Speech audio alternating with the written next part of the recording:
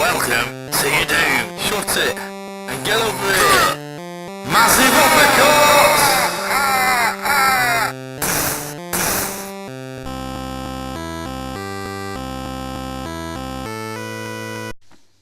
Hadouken, spinning bird kick, tiger uppercut, or if you like, yoga flame.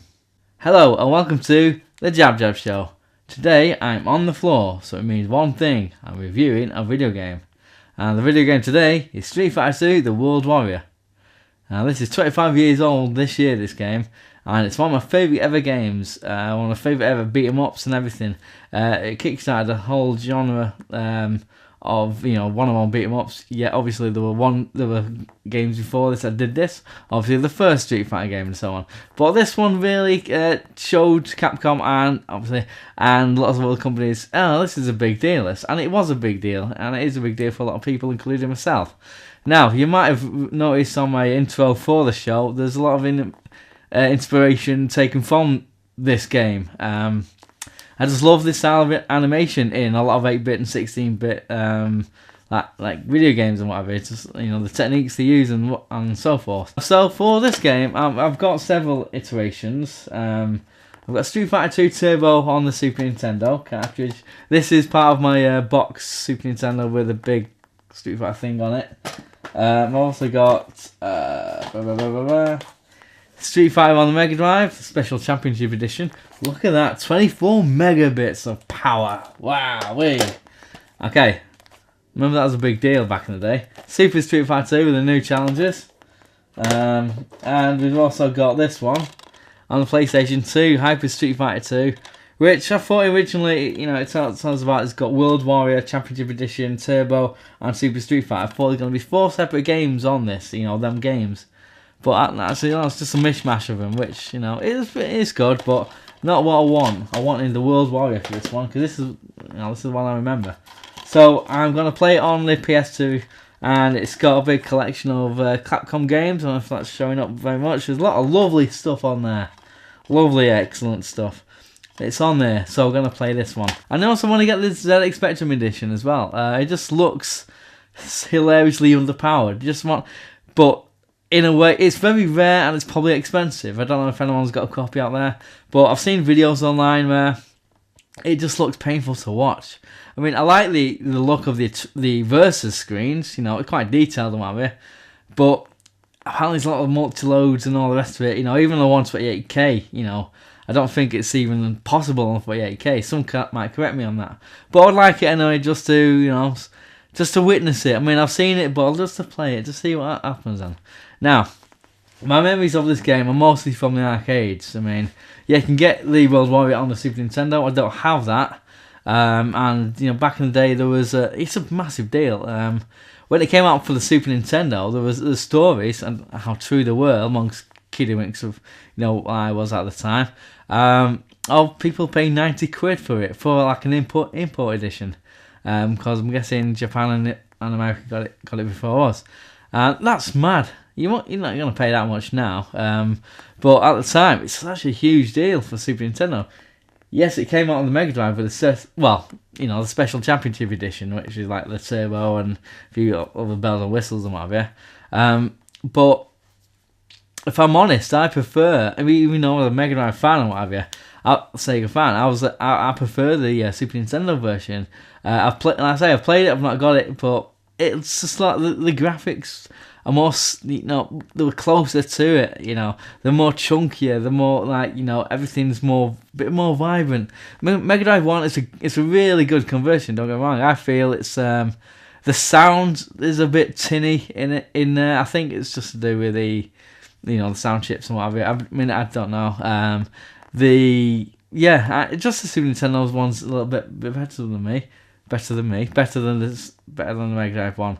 I don't know. That's what I feel. So anyway, let's get on with it.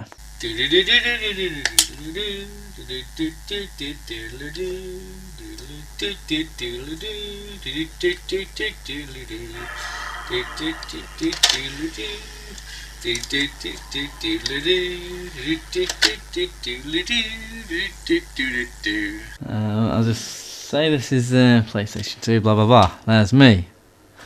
Looking all hilarious. And I've got my Street Fighter 4 t-shirt on. Just in celebrations. A bit of sunlight on the top right of the thing. I can't do much about that.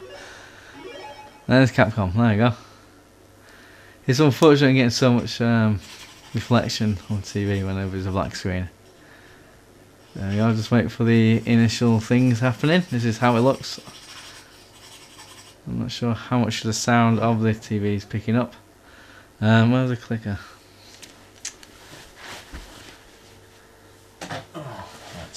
Ow. That's still okay. Still rolling. Let's shake it a little bit. There we go. Okay, so we'll crank up the volume. There we go. It's being hilariously loud now, maybe. Okay, and there we go. So, there we go. Hilarious. Not too loud, that. Continue. Don't switch off. So you see all there, got tons of excellent games on there, which I'll revisit as and when. But we're looking for Street Fighter 2. There he is. See there, date 1991. Genre is fighting. Genre being hilarious. So it loads up. And the Zangief doing his lariat thing. Could never play as Zangief. He was tough character to play as. Okay. And you notice the little doesn't come on for some reason.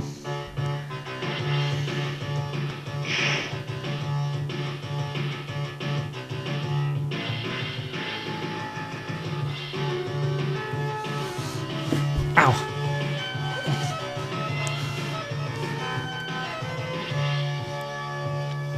My face is ruining this, I know. Just want to play through that there. Okay, so now we can press start. So yeah, obviously being on a PS2 and not an arcade, you're gonna get a few little loading screens and what have you, which obviously you don't get on the arcade. Anyway, I'm not the best of players with this. I value Ken. I usually choose Ken myself. Obviously, as you probably know, there's 8 to choose from in this World Warrior. I'm best with Ken, perhaps. Japan. There we go. Right. So loading, yes, hilarious. Right, just tweak the microphone a bit.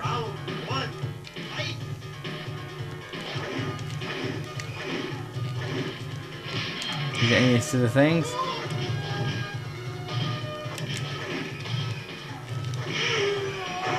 That is what I'm talking about. No real special moves there, but there we go. There might be an option to change the difficulty, but I'm just gonna play through it. This was a big deal for a lot of people in the arcades. Whenever this was on the arcades, it always attracts lots of people, you know. Obviously, it's a bit simple by today's standards of beat 'em ups.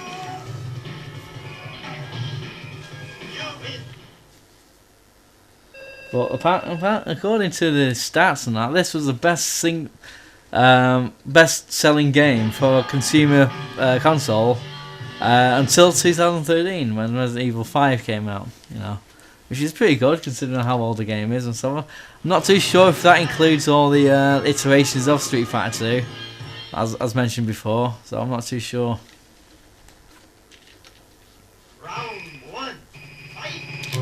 But it's just, it finessed what the Street Fighter 1 did previously in 1987 in terms of like the timing of it and so on. And the timing, the light, medium, hard punches were all the you know, added a lot of tactical play, I should say. He can button mash it, but obviously there's I gotta throw him. Yeah, I'm a Hadouken.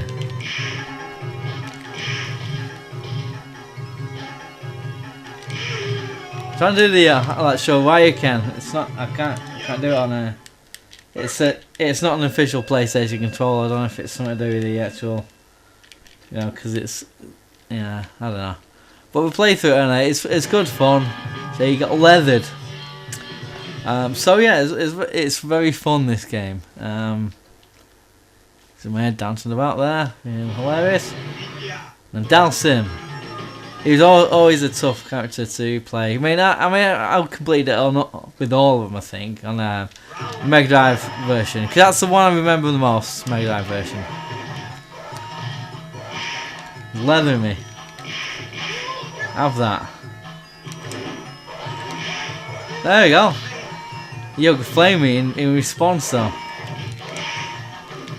And so this is as close to the arcade version you can get. You can imagine with the technology of the power behind the PlayStation 2 and whatever. It's that it can do this kind of thing.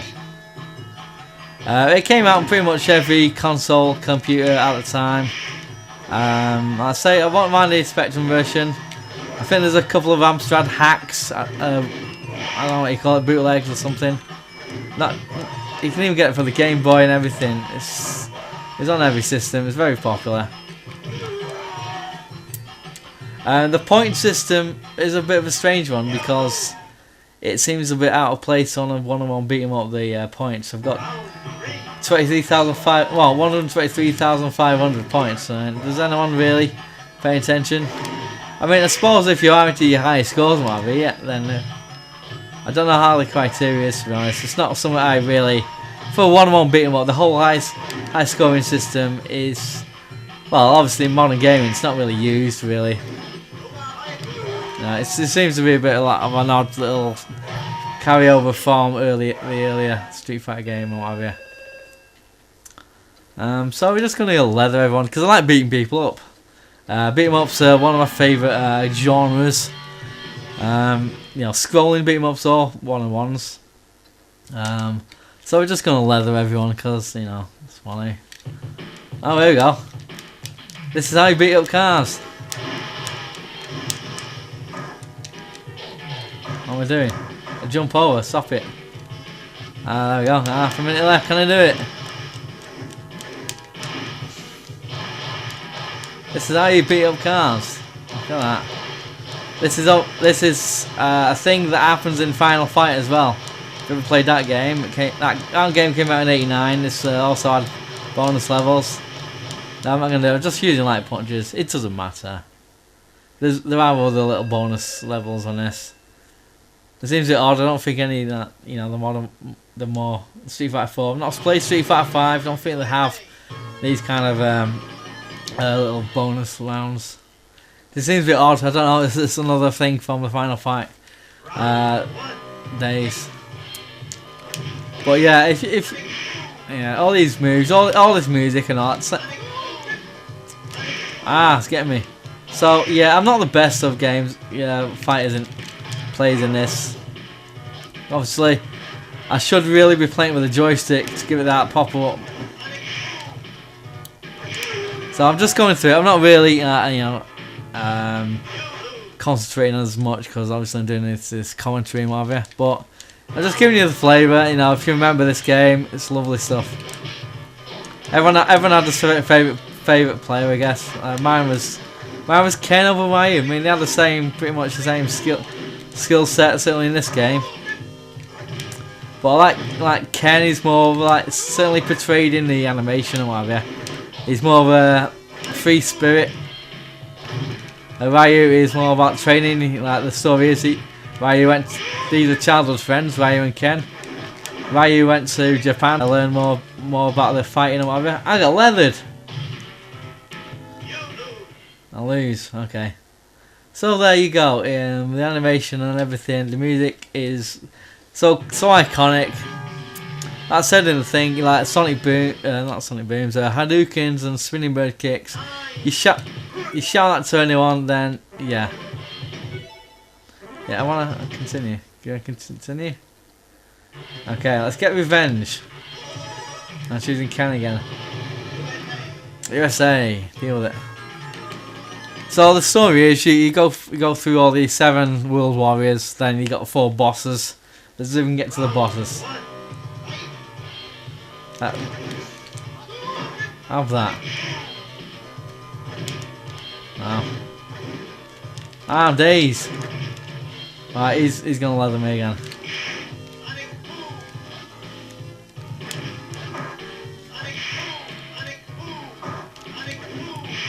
What the hell? I blocked that one.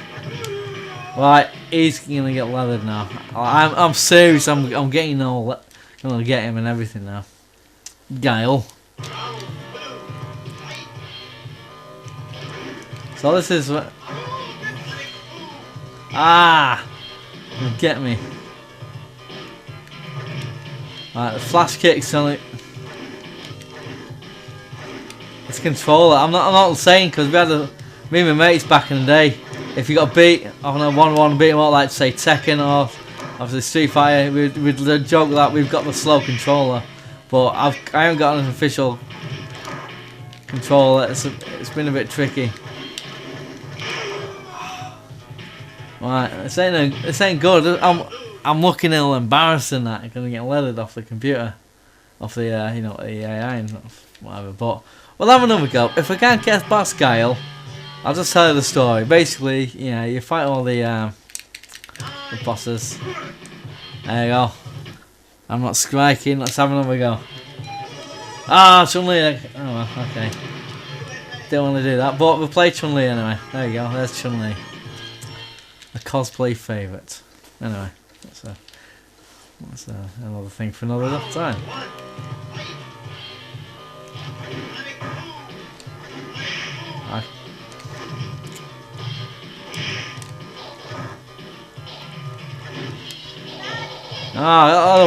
Well got him then.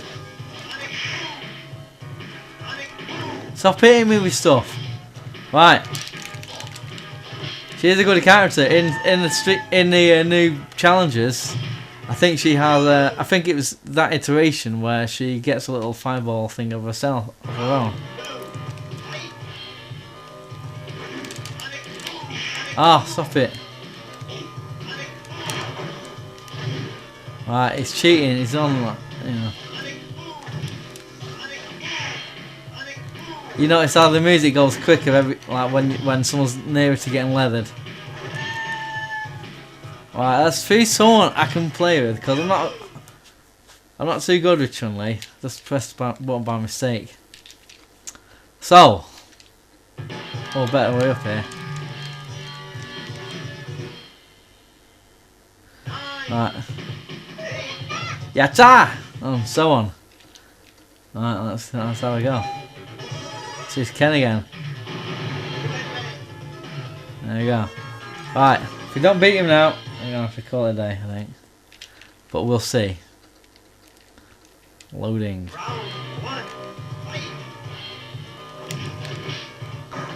Right. That'll learn him. I'm one of them. I'm one of them in. Look at that.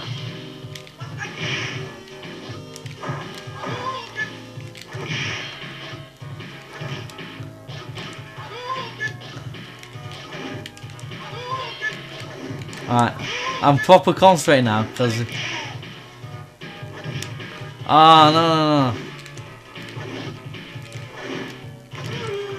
No. Schoolboy error. He's leathering me, this guy. Right, it's now or never kind of thing or something. So I'm playing it. I'm not really. There we go. I'm one of them.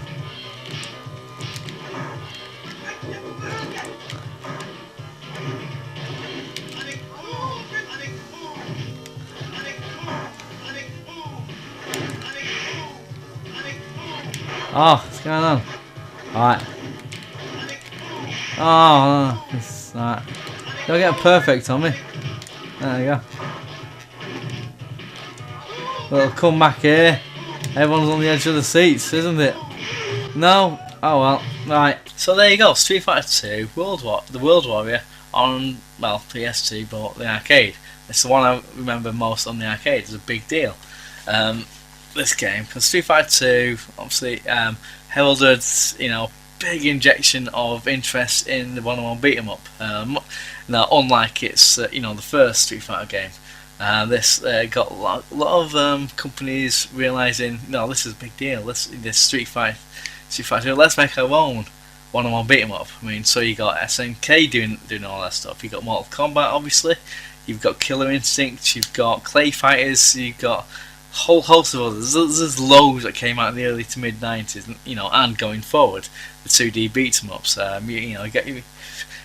They seem to, obviously that competing with Capcom, and Capcom bringing out various iterations of Street Fighter 2, obviously then Street Fighter 3 and so forth, but for this period it was a very fertile ground for these kind of games. Interesting fact, you probably might know this, in the Japan version of this game, they got some name changes with the bosses.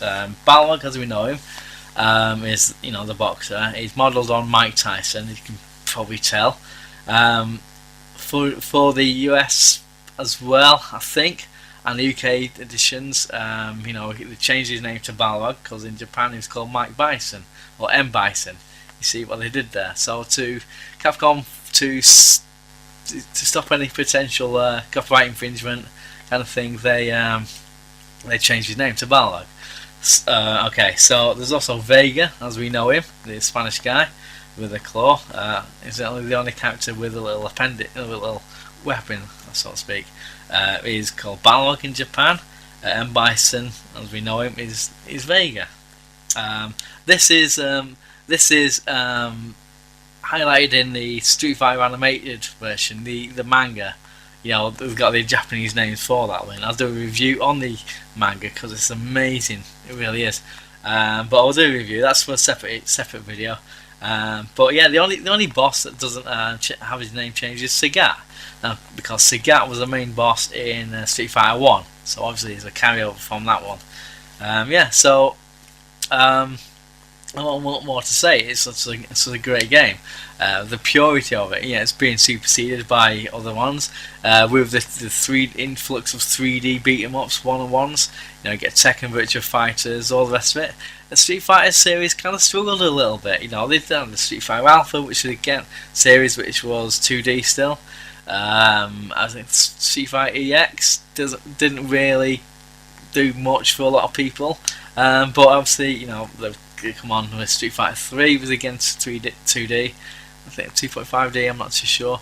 And Street Fighter 4 and recently Street Fighter 5. So it's obviously the series is still going strong. However, so just let me know what you reckon, and also what's your favourite Street Fighter character? For this version. Just let me know down below.